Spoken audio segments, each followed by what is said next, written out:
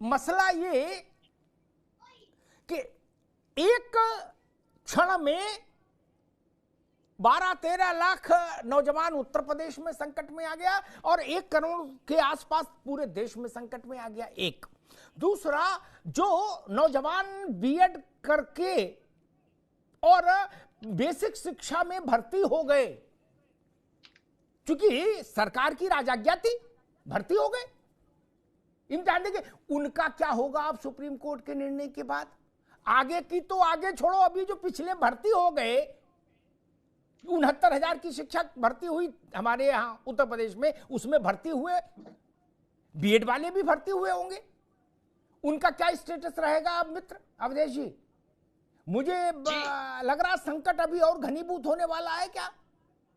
अगर ऐसी स्थिति है तो फिर सरकार की भूमिका भी खड़ी होती है, क्योंकि जनता सरकार चुनती ही इसलिए है कि गाड़े वक्त में हमारी सुरक्षा और रक्षा का करे। अवधेश जी।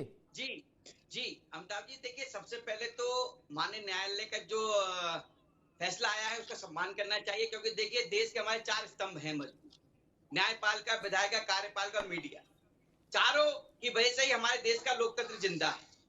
और इनके जो फैसले होते हैं, इनकी जो बातें होती हैं, उन पर विश्वास करना चाहिए, उन पर पूर्ण रूप से विश्वास करना चाहिए जनता को, करते भी हैं लोग। लेकिन जिस प्रकार से कुछ लोग अफवाह फैला रहे हैं, जो गुमराह करते हैं, उस गुमराह होने से बचें लोग, और जो अफवाह फैलाई जा रही है उससे ही बचें। देखिए, यदि हम बात करें जो ये फैसला आया है बीएड वर्सेस बीटीसी का, तो देखिए उसमें जो माननीय न्यायालय ने जो फैसला सुनाया है उसके ऊपर अभी किसी प्रकार का जो इनका एक national council of teacher education है सोसाइटी, उसका कोई भी नोटिफिकेशन नहीं आया है। जब तक उसका कोई नोटिफिकेशन नहीं आ जाता तब तक थोड़ा धैर्य बना के रखे। कहते हैं ना कहावत कि सब्र का फल मीठा होता है, और इस समय देश में और राज्य उत्तर प्रदेश में दोनों जगह ही न्यायप्रिय सरकार है, किसी के साथ अन्याय नहीं होने देगी। ये मैं आपको विश्वास दिलाता हूं, आपके दर्शकों को विश्वास दिलाता हूं, किसी का हक नहीं मारा जाएगा। धैर्य अनंत काल तक संभव नहीं, क्या नहीं? हम लोगों ने शिक्षा मित्र के मामले में देखा, कहा कि भाई धैर्य रखिए, धैर्य रखते रखते वो बुढ़ा गए, क्या उनके परिवार संकट के रसातल में धंस गए धैर्य रखते रखते। पूछिए त्रिभुवन सिंह से। मैं अधिकांश शिक्षा मित्रों से तो व्यक्तिगत तौर पर परिचित हूं। जिंदगी की जरूरतें धैर्य रखो, इस मंत्र से पूरी नहीं होती अवधेश जी, नहीं। जी जिन्होंने खेत बेचकर लड़का लड़की पढ़ाया, उनको अचानक से व्हाट्सएप पर खबर आती, बोले भैया गई भैंस पानी में, वो कैसे धैर्य रखे अवधेश जी? जी अमिताभ जी, मैं पहले सत्यम भाई को ये बता दूं कि सबसे पहले तो जो लोग अफवाह फैला रहे हैं, गलत जो गुमराह करने की कोशिश कर रहे हैं, जो बरगलाने की कोशिश कर रहे हैं, जो राजनीति करना चाह रहे हैं, उनसे दूरी बनाकर रखें। सबसे पहली बात क्यों? क्योंकि मैंने सुना है कुछ लोग ये भी फैला रहे हैं कि जो यूपी टेट के जो एग्जाम हुए थे उसका जो प्रमाण पत्र मिलना था वो नहीं डाउनलोड हो रहा है। इस तरह का पैनिक कर रहे हैं लोगों को, जबकि ऐसा कुछ नहीं है। इसीलिए मैं कह रहा हूं बार बार कि जो गुमराह करने वाले हैं, बरगलाने वाले हैं, राजनीति करने वाले हैं, उनसे दूरी बनाकर रखिए, धैर्य रखिए, आपके साथ न्याय होगा, ये मेरी गारंटी है 100%। धैर्य बनाकर रखिए। अवधेश, एक मिनट, एक बुनियादी सवाल है अवधेश भाई, एक बुनियादी सवाल है।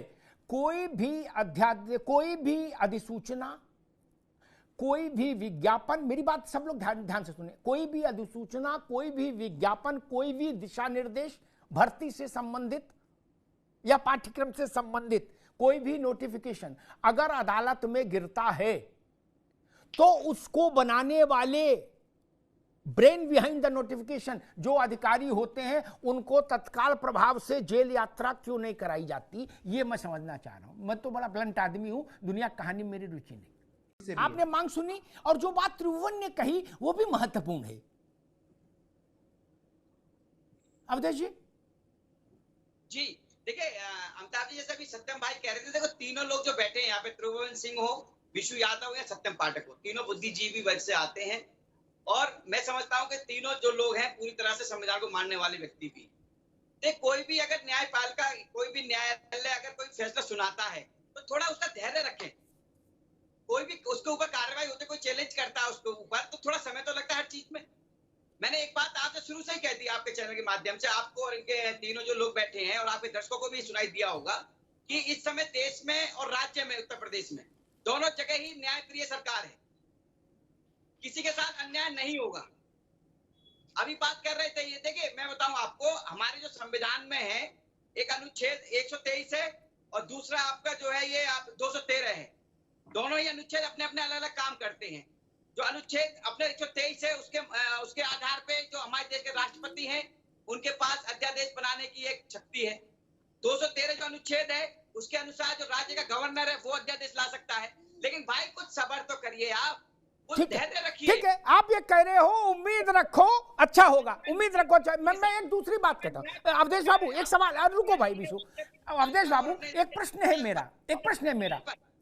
प्रश्न है मैं मूल कारण जो है ना इस अव्यवस्था के, उन पर एक प्रश्न करता हूं। छोड़िए अभी इस तात्कालिक विषय को। एक भर्ती निकली, उसमें पर्चा बनवाया आपने, 10 विशेषज्ञों को हायर किया गया, उनको टैक्स का पैसा दिया गया भाई कि आप पर्चा बनाओ।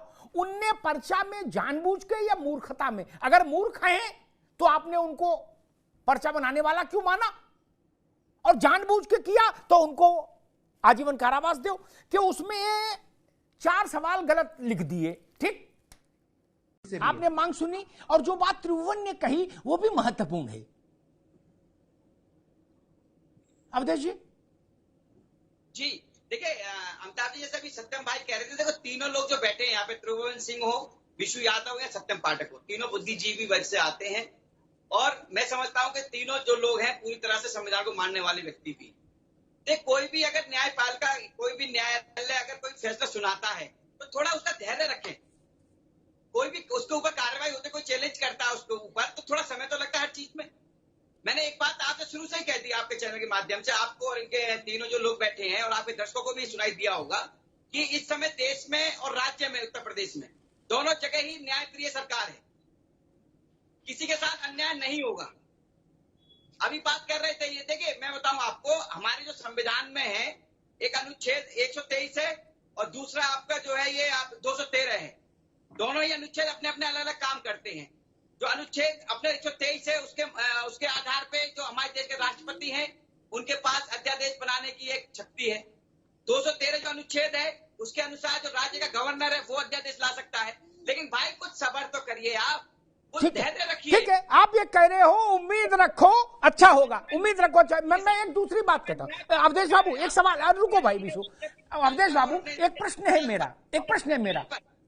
प्रश्न है मैं मूल कारण जो है ना इस अव्यवस्था के, उन पर एक प्रश्न करता हूं। छोड़िए अभी इस तात्कालिक विषय को। एक भर्ती निकली, उसमें पर्चा बनवाया आपने, 10 विशेषज्ञों को हायर किया गया, उनको टैक्स का पैसा दिया गया भाई कि आप पर्चा बनाओ। उनने पर्चा में जानबूझ के या मूर्खता में, अगर मूर्ख हैं तो आपने उनको पर्चा बनाने वाला क्यों माना, और जानबूझ के किया तो उनको आजीवन कारावास दो कि उसमें 4 सवाल गलत लिख दिए। ठीक,